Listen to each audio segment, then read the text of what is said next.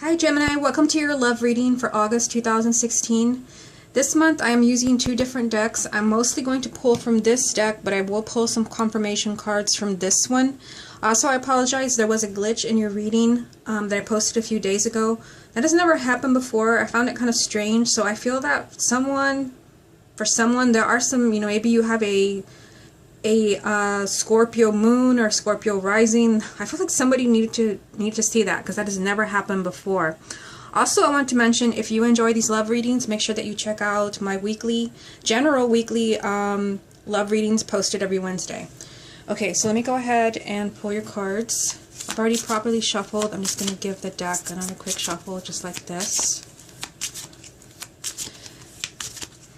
This is a love reading for Gemini for August 2016.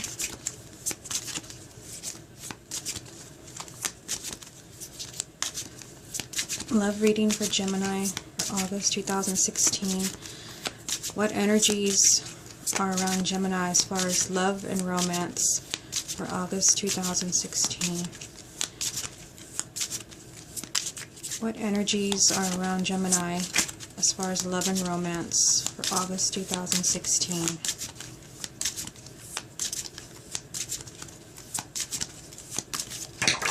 Okay, so I'm sure you heard that. You have two jumping cards, and let me go ahead and show you what they are. This one turned over. Actually, there's two here. You have the Five of Swords and the Four of Wands. And there's another one that jumped over here, which is a Magician. Okay. I will put this deck here because this is a confirmation deck that we will look at after we have seen all the cards from this deck. So let me go ahead and pull the rest of the cards for you. Messages for Gemini, love and romance. Six of Swords.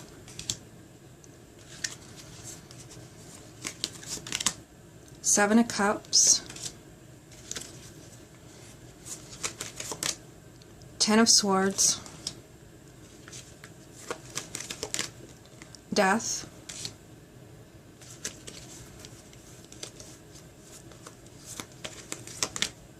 The Lovers.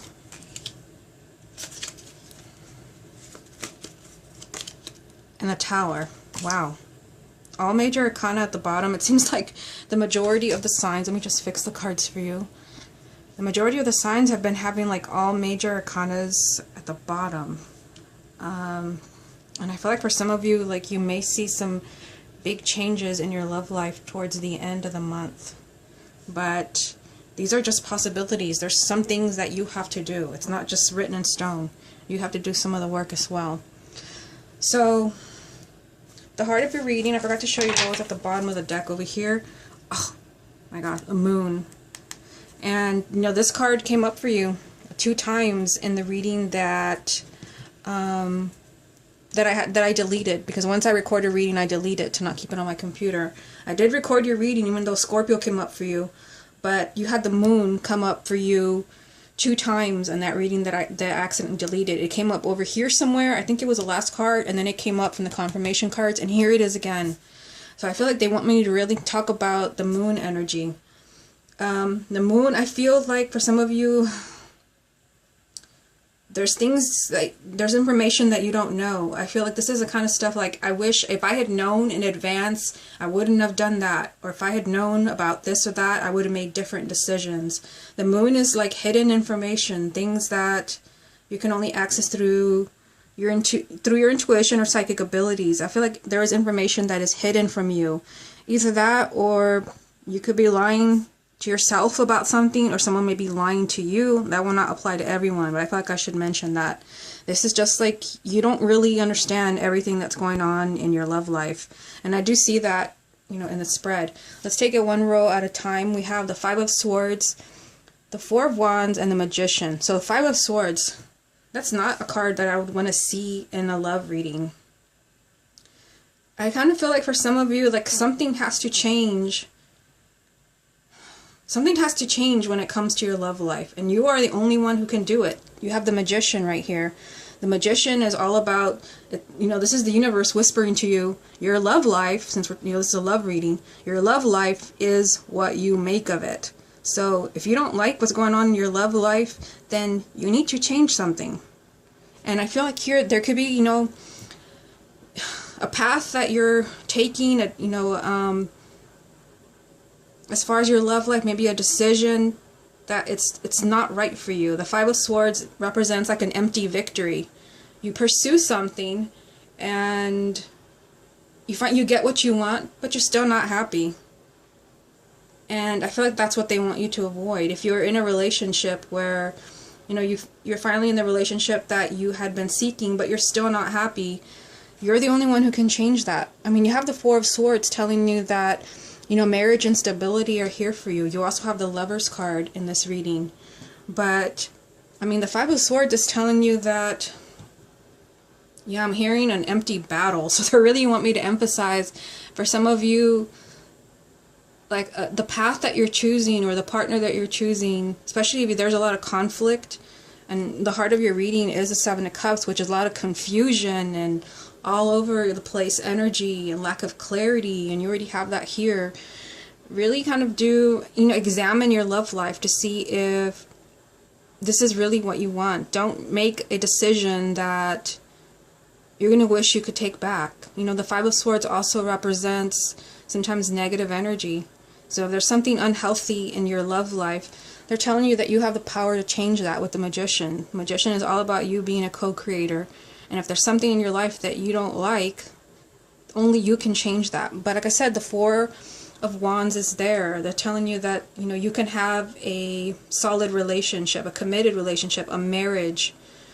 But you need to do something to change this. They're telling us right away that there's something, you're battling something unhealthy, either within your love life, or maybe something that's affecting your love life. You have to let it go. I mean, you do have the Ten of Swords saying that, that something has ended and there's really nothing that you can do, and you have to move on. You can't keep lying there with those swords in your back.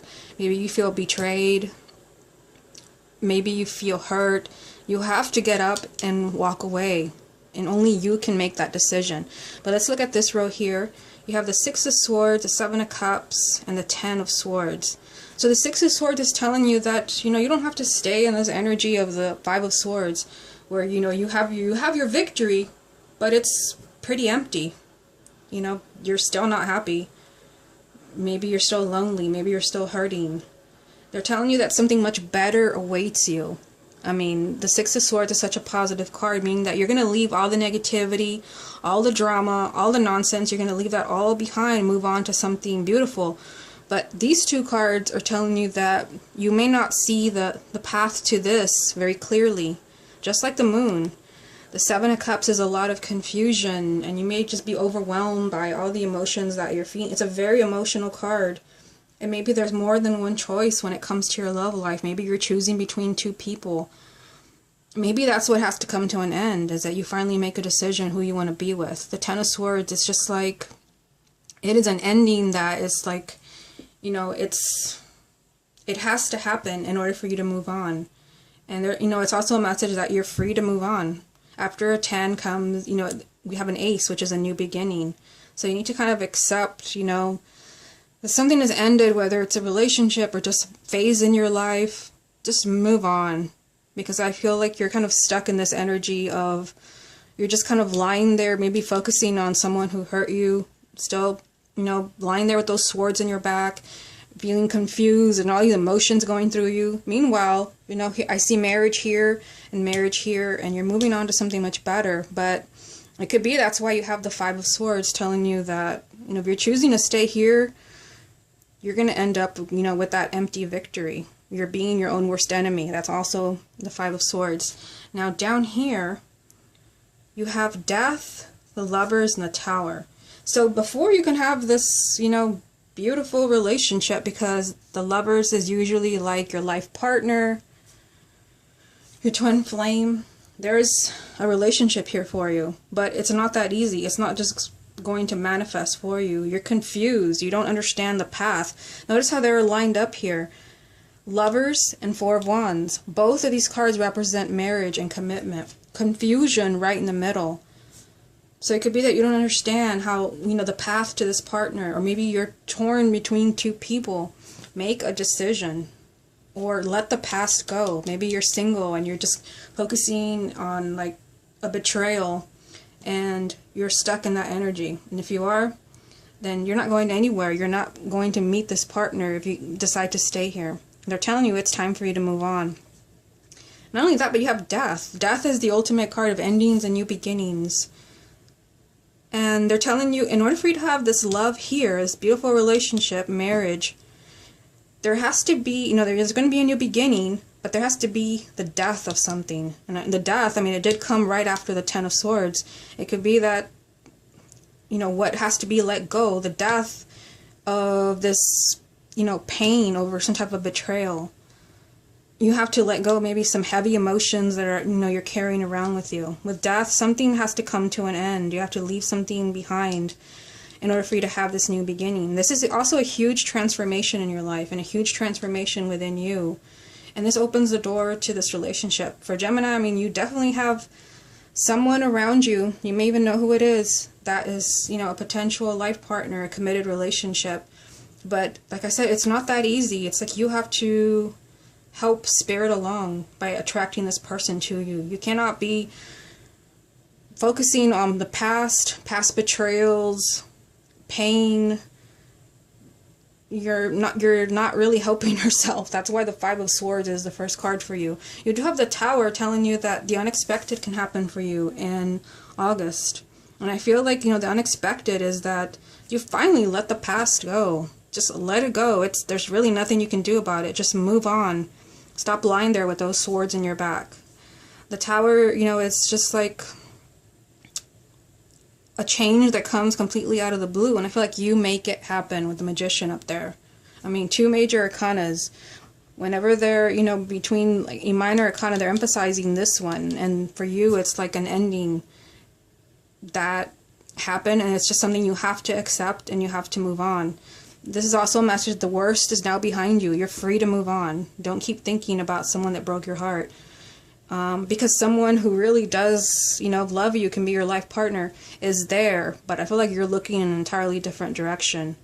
But I feel like the unexpected can happen for Gemini in August. It's time for a huge change, a milestone in your life. If you're single, this could be that you finally get married, or you're finally engaged. You're moving on, but don't make the wrong decision. And I feel like the wrong decision is that you're choosing to focus on, all these emotions, deep, heavy emotions within you. Maybe even kind of lying to yourself in some way, focusing on the past. Let this, marriage or love come into your life. Okay, so let's see what confirmation cards want to come up for you. What confirmation messages are there for Gemini for August 2016? Confirmation messages for Gemini for August 2016. Confirmation for Gemini, August 2016.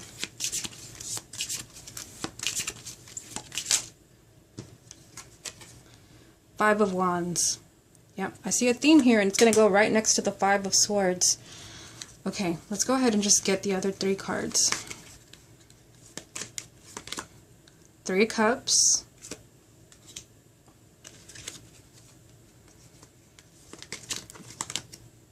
The Tower again.